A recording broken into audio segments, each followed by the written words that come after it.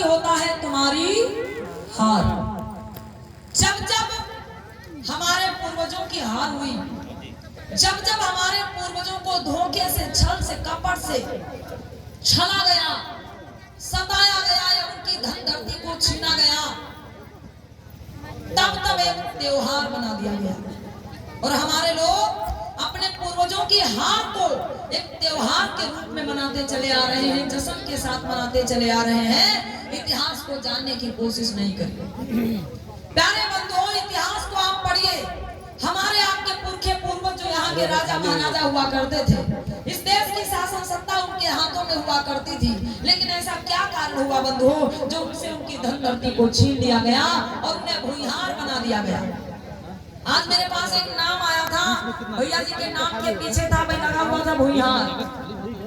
मतलब हम क्या करते हैं, गर्व महसूस कर रहे अपने आप को, कह रहे हैं भूमिहार है।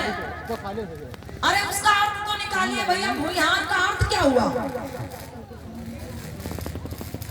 ये माननीय वीरेंद्र चक्रवर्ती अंकल जी की तरफ से ये 100 राष्ट्रीय मुद्रा हमें सम्मान भेंट हुए हैं। एक बार जोरदार तालियां अंकल जी के लिए बजा दीजिए। कहना है कि जैसे हमने लिख लिया कि हम भूमिहार हैं, जो लोग ये टाइटल लगाते हैं, भैया माफ करना, हम आपकी निंदा नहीं कर रहे हैं, आपको समझा रहे हैं, सुनिएगा। और जो लोग बड़े गर्व से कहते हैं कि हम भूमिहार हैं, आप विचार कर लीजिए भूमिहार का अर्थ क्या हुआ भैया? भूमि का मतलब जमीन और हार का मतलब आप हार गए। भूमिहार मतलब भूमिहार है, अपना घर बार जमीन ज्यादा सब हारे बैठे हैं और फिर भी हम बड़ा गर्व से लिख रहे हैं भूमिहार। तो ये जानने की जरूरत है, आप इसको समझिए, इतिहास में जाइए कि हमारे पूर्वज जो यहाँ के राजा महाराजा हुआ करते थे, धोखे से, छल से, कपट से उनकी धन धरती को छीन लिया गया और हमें भूमिहार बता दिया गया। तो यही चीज से हम समझना है कि जैसे जो होली का त्योहार लोग मनाते हैं, होलिका कौन थी बता दिया गया, वो राक्षसी थी। अरे मेरे भैया, होलिका कोई राक्षसी नहीं थी। हरदोई को बसाने वाले, हरदोई के एक मूल निवासी राजा हुए जिनका नाम था महाराज हिरण्यकश्यप। उनको बता दिया गया कि भैया राक्षस थे, राक्षस उनको बता दिया गया। महाराज हिरण्यकश्यप कोई राक्षस नहीं थे बंधुओं। क्यों? क्योंकि जो यहाँ के मूल निवासी हैं, जो SC ST OBC समाज के लोग हैं, जो बहुजन भाई हैं, इनको ही मेरे भाई राक्षस घोषित कर दिया गया। जो यहाँ के रक्षा करने वाले लोग थे, जो इस देश व समाज की रक्षा के लिए हरदम तैयार रहते थे, उनको ही राक्षस बता दिया गया। अर्थात जो रक्षक थे, जो रक्षा करने वाले लोग थे, उनको ही राक्षस बता दिया गया। आप मेरी बात मत मानिए, आज भी जो लोग जन्म कुंडली बनवाते हैं बाबा जी के हाथों से, जिनकी जन्म कुंडली बनी हो, हमारे जो भी SC ST OBC समाज के भाई हैं, आपसे मेरा कहना है वो जन्म कुंडली उठा के आप देख लीजिएगा।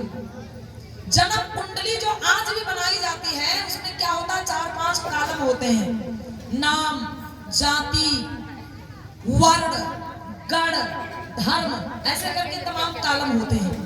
अब जो नाम का कॉलम होता है उसमें तो भाई नाम लिखा जाएगा किसका, जिसकी जन्म कुंडली बन गई। फिर आगे किस जाति का है, जाति लिखी जाएगी। फिर आगे किस वर्ण का है, वर्ण लिखा जाएगा। और वर्ण में क्या लिखा होगा, शूद्र। जन्म कुंडली उठा के देख लीजिएगा, वर्ण में लिखा होगा शूद्र। फिर उसके पीछे कॉलम होगा गण, मतलब आप कौन से गण के हैं, तो उसमें राक्षस ही लिखा होगा। मेरे भाई आप पढ़ के देख लेना जिनकी जन्म कुंडली बनी है। ये प्यारे बंधुओं इतिहास है कि जो यहाँ के रक्षक थे, रक्षा करने वाले लोग थे, उनको ही राक्षस घोषित कर दिया गया। महाराज हिरण्यकश्यप जो एक मूल निवासी राजा थे, कोई राक्षस नहीं थे। इस देश व समाज की रक्षा के लिए हमेशा तैयार रहते थे, लोगों का हित चाहने वाले राजा थे, लोगों की भलाई चाहने वाले राजा थे। लेकिन धोखे से उनकी हत्या कर दी गई।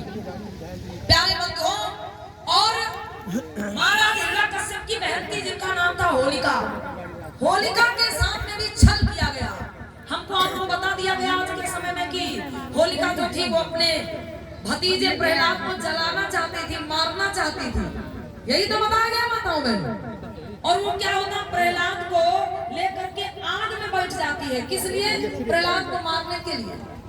और प्रहलाद को मारा क्यों जा रहा था? सिर्फ इसीलिए कि प्रहलाद जो था वो भक्ति करता था, वो भक्त था, और हिरण्याकश्यप भाई राक्षस था, उसे भक्ति पसंद नहीं थी। अरे भैया विचार कर लो, जब हिरण्याकश्यप राक्षस था तो वही राक्षस के खून से राक्षस ही तो पैदा होगा, उसका बेटा भक्त कैसे हो गया भैया?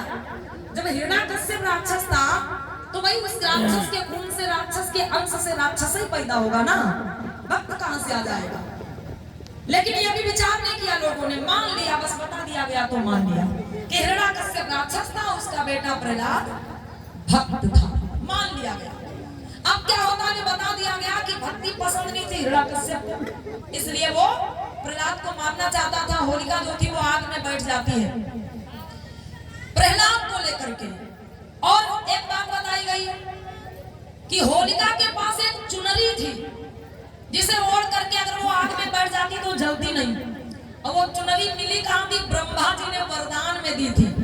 अरे भैया जब होलिका राक्षसी थी तो ब्रह्मा जी ने राक्षसी को चुनरी दी काहे थी? आप विचार करें, भाई कोई अच्छे इंसान को देते, किसी भक्त को देते, राक्षसी को ऐसी चुनरी काहे देती कि इसे ओढ़ लेगी तो जलेगी नहीं?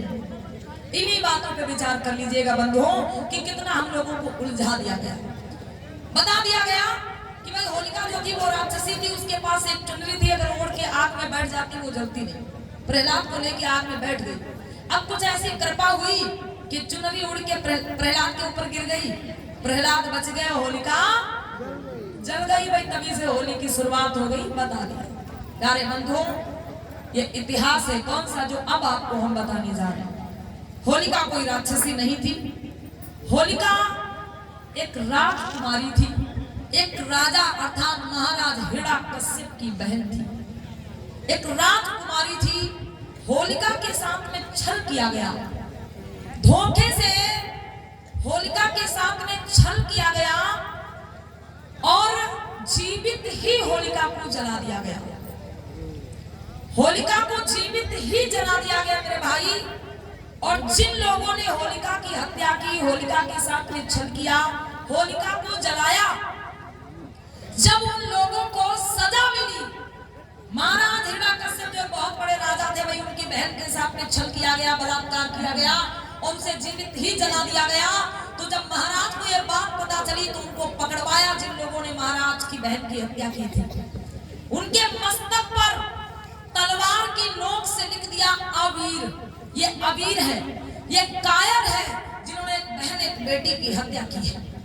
उनके मस्तक पे तलवार की नोक से लिख दिया गया अबीर। और उसके बाद में उनके मुंह को काला करके पूरे नगर में घुमाया गया। प्यारे बंधु, ये राजाओं का दंड मतलब सजा हुआ करती थी। राजा लोग ऐसे सजा दिया करते थे पहले के समय में। जैसे आप लोगों ने सुना होगा कहानियों में भी कि कोई गलती करता था तो उसका मुंह काला करके गधे पर बैठा के पूरे नगर में घुमवाया जाता था। ये उस समय का मतलब दंड हुआ करता था।